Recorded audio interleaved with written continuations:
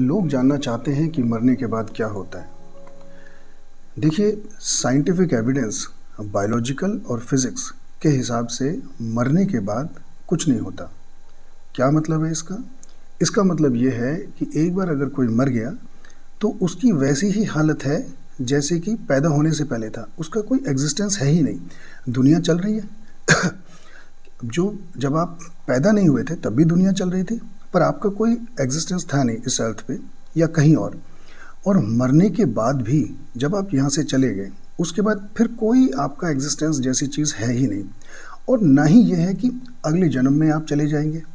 तो ये सारी चीज़ें वहाँ शिफ्ट हो जाएंगी, जिसे हम कर्म फल सिद्धांत कहते हैं कि आपने जो इस जन्म में काम किए उन कर्मों का फल आपको अगले जन्म में मिलेगा। ऐसा कुछ भी नहीं है। साइंस यही कहती है कि ये चीज़ें पॉसिबल ही नहीं है कि आपकी जो बॉडी है वो सारी चीज़ें कैरी करवा के आपको अगले जन्म में भेज सकती है। ये पॉसिबल नहीं है। पर जो रिलीजियस हिसाब किताब है हमारे धर्म के, वो ये कहते हैं कि अगले जन्म में आपका जो कर्म है वो फल देता है, वो शिफ्ट होता है, ट्रांसफ़र हो जाता है। देखिए, you can believe what you want as per your religious believe, लेकिन साइंस ये नहीं कहती।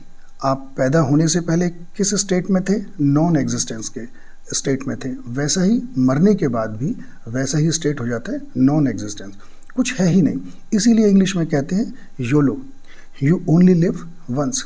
एक बार आपको जीवन मिला है ये जो कॉम्बिनेशन है, आपकी बॉडी, आपकी पर्सनैलिटी, आपके क्रोमोसोम्स, डीएनए, ये एक ही बार बना है। आपके पेरेंट्स अलग होंगे अगले जन्म में, अगर किसी तरह का कुछ कॉम्बिनेशन बना, वो पॉसिबिलिटी है ही नहीं दूर दूर तक कि अगले जन्म में इस जन्म का कुछ शिफ्ट होगा। हमारे जो भी धार्मिक ग्रंथ हैं, जो भी लिखा हुआ है, वो चीज़ें साइंस से बिल्कुल मैच नहीं खाती और लॉजिकल भी नहीं है।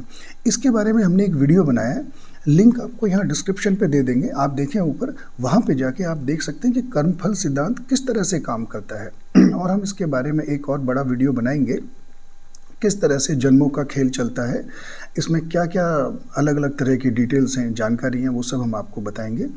तो कुल मिला के यही है कि एक जीवन मिला है, इसको बढ़िया से अच्छी तरह से घूम फिर के, खा पी के, अपने स्वास्थ्य का ख्याल करके, ह्यूमन बीइंग बन के, जो ह्यूमन बीइंग्स की क्वालिटीज़ होनी चाहिए, आप अपने साथी लोगों की, पड़ोसी की, पास पड़ोसी की, परिवार में अपने दोस्तों की मदद करके अच्छा जीवन जी सकते हैं, एक दूसरे की हेल्प करके, और हंसी खुशी रहें, अपने स्वास्थ्य का ख्याल रखें। ये आपका जीवन होगा योलो वाला, यू ओनली लिव वंस, ये होना चाहिए। धन्यवाद।